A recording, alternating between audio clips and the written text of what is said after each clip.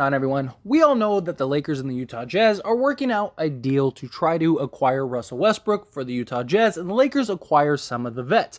Now, that doesn't mean a trade will actually happen, it just means that both sides are having discussions, and we've heard reports that the trade is being held up on Jared Vanderbilt, which would make a lot of sense. The Lakers want Vanderbilt, the Jazz want to keep Vanderbilt. He was the prize in the Rudy Gobert trade, and of course, that the reports came out last night that both sides are a little far apart, right? That they are far apart, and it makes sense. Like, that's part of negotiations, right? You're going to start way up here, and then you're slowly going to work your way down.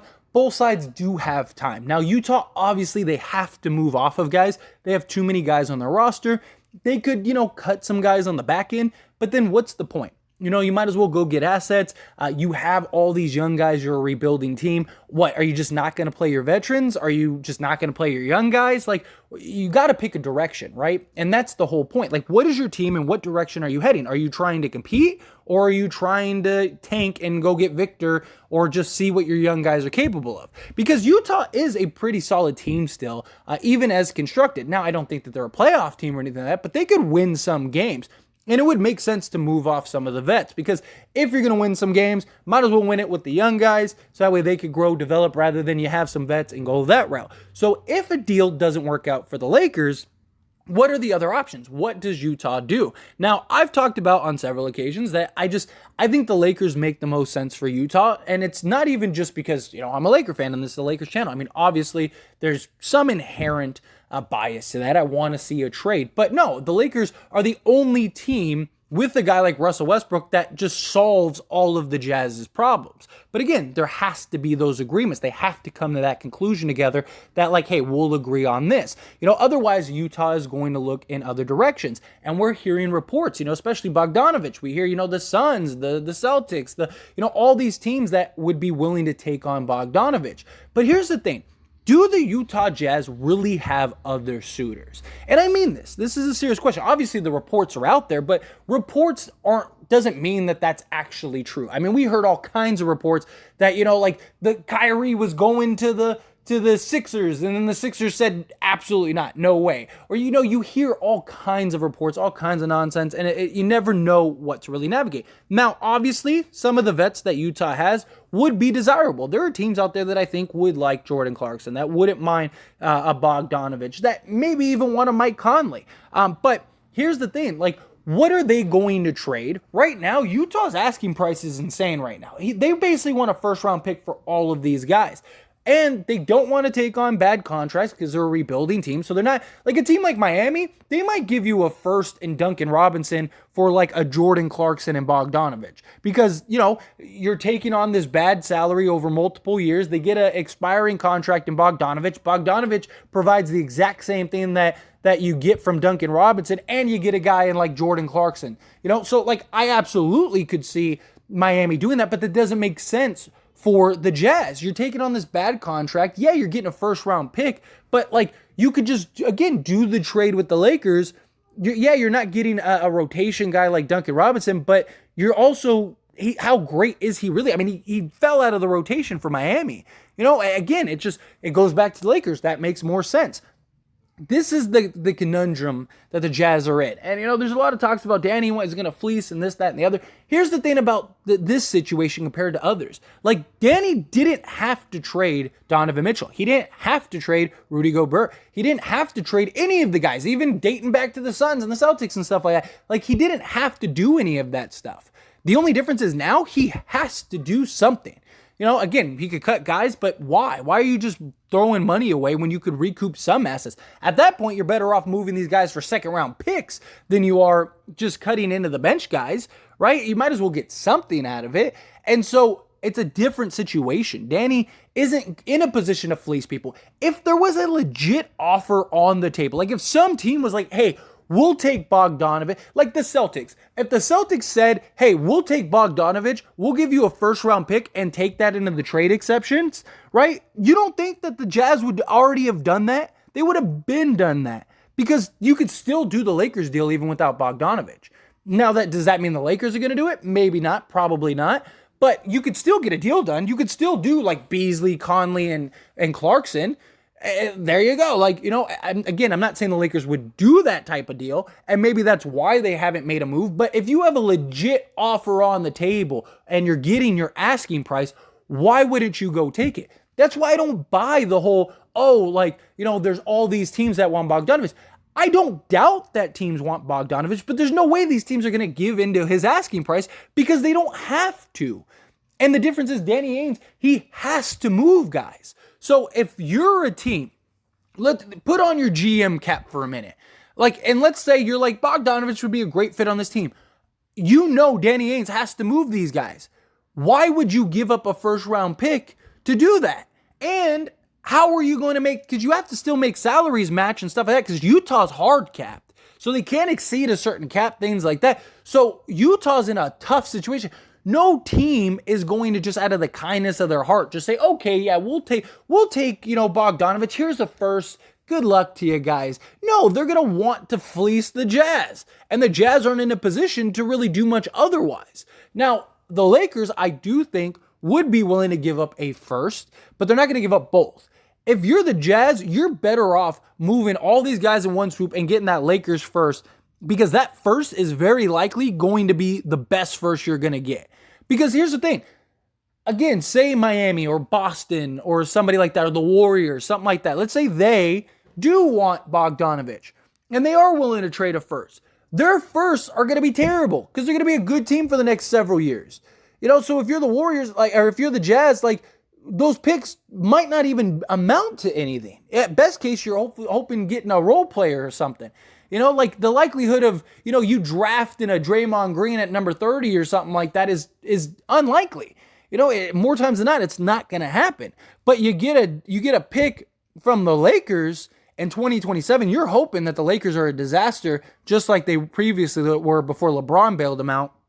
You're looking at that as at 2027, this could be a lottery pick. This could be the number one pick in that year's draft. It just makes more sense for Utah to do the Lakers deal, however you go across the board. And again, if there were deals on the table, the Jazz would have been taking this. Now, I think guys like Beasley and Vanderbilt, I think teams would definitely give up a first. And look, there might be some team that is willing to give up a late first round pick. I don't necessarily look at it as no team is going to give a pick for Bogdanovich. No team is going to give up a pick for Clarkson. I mean, if you're a contending team and you're like, Bogdanovich is a guy that I think could really help us now, you're more likely to give up a first, but that's not going to be a good first. Here's the thing, though, too, is again, you have to give up some salary. So how many contenders have either trade exceptions that they're willing to unload on a guy like Bogdanovich, or they have expiring salaries that they could just unload, or are willing to take on multiple players? How many teams are willing to give up a first and take on Clarkson and Bogdanovich? And send out some guy. That's where the problem lies. It's not just the picks. It's that the Jazz have to take on other players in salary. So if you just do a 1-for-1 swap, let's just say Bogdanovich for Duncan Robinson, right? 1-for-1 swap. The problem is you're still in the exact same position. Yeah, you got another first, but at some point, what are you going to move that first to unload other guys? It makes no sense. Guys like Vanderbilt, I absolutely could see a team, both veteran and maybe young team, going and trading a first for a guy like Vanderbilt. Probably not a lottery pick, but those mid-tier teams where they're we're going to have somewhere between the 15th and 20th pick in the draft. Vanderbilt, he's a more proven guy. He's young enough to where there's some upside. I'd rather take my chances with him than trying to hit in the lottery. I could, in the draft. Okay, I could see something like that. Same thing with Beasley. I could see a team, both veteran, youth. Okay, at least he's a more proven guy. We know what we're getting with him. Let's do that. He'd be a nice piece to our team. That I could see. But the Bogdanovich, the Clarkson, the Conleys, those guys, I just don't see getting you a real return. And are you going to trade Beasley and Vanderbilt to move off of these guys? To clear the roster spots? I just don't see. I could see them moving off of one. I do think Beasley is obtainable. I do think if the Lakers trade does happen, it's likely Conley, Beasley, and Bogdanovich. That would be my guess. Or, Clarkson, Beasley, and Bogdanovich. I could see something like that developing, something like that end up happening. But the Jazz, they want to keep Vanderbilt, which makes sense. If I was them, I'd want to keep Vanderbilt too. You know, you got a 6'9" guy with athleticism, size, you know, could play multiple positions. Is a great defender, just a really solid player. You know, shooting is a bit of concern, but you can learn that. You can get better as time goes on. He's still young. He's younger than like half the guys drafted this year. So he's in a great position. Like, if you're the Jazz, it makes all the sense in the world to keep Vanderbilt. But you're going to have to compromise if you're the Jazz at some point.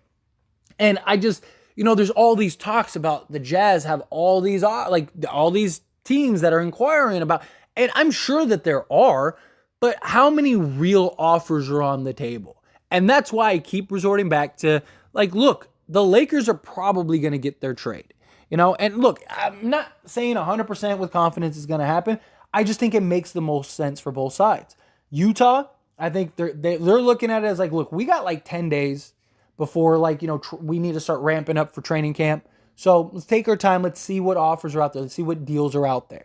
And then you're the Lakers, you're looking at the same thing. Like, let's remain patient. Let's do good. Worst case, we run with Westbrook. It's not the end of the world. But best case, the Jazz finally cave, which I do think they will. I think Utah's going to look around. They're going to do their due diligence because that's what you're supposed to do. And Danny Ainge is a good GM. He's going to do his due diligence. He's going to look around the league. He's going to see what are other teams offering. And one, he's probably going to try to use that as leverage to get a Lakers deal done. That could also be what those reports are. Those reports could just be leverage plays to get the Lakers to give in to the demands, because it's like, oh, well, if we're going to trade Bogdanovich if you don't give us what we want, you know, and the Lakers are being smart, calling them, go ahead, trade him. You know, we could still do the deal without him. You know, we don't, like, he's not like the deal breaker. You know, like, there's other ways to go about it, you know, and we want Beasley and Vanderbilt anyway, so go ahead. You know, like, you know, like, so that's my point, is that I think that Danny Ainge is going to do his due diligence. He's going to look around. He's going to try to see, you know, what other offers are out there. And I think as we get closer, he's going to realize, like, there aren't any other real offers out there. And if there are, none of them are going to be better than the Lakers deal. So might as well go get that Lakers first. Move off of these guys. We clear that salary space. You know, we clear the future cap. We get a nice little asset. We clear, you know, the league rules, all that stuff. It's a win-win. It's mutually beneficial for everybody. I think that they get a first. I think they probably get a second or two, you know, maybe a pick swap. Lakers are willing to give in a pick swap. I do. I think the deal gets done. I think this next, you know, week to 10 days is going to be very telling. And don't be surprised if we get some news. But anyway, those are my thoughts and opinions. And as always, pass the question on to you. Let me know yours down in the comment section below. What do you think? Do you think that there are any real offers? Do you agree with me? Like, look, if there were real offers, the Jazz would have been done it. Like, the Jazz, he knows what he wants. If somebody's going to offer you what you want, you're not going to not take it. You know, you're going to say, okay, let's do that. You know, if there was a real offer on the table, I think it would have been done. You know, do you think that way too? Do you think a deal gets done? Do you think it doesn't? However you feel, I'd love to hear your thoughts and opinions down in the comment section below. That being said, hit that like button. Helps me out a lot. Lets me know you enjoy these types of videos, and I truly appreciate it. If you're not subscribed to the channel, hit that subscribe button, followed by the bell notification. Stay up to date with all things sports. Join this wonderful community and all of our discussions. I'll see you all in the next one. Thank you.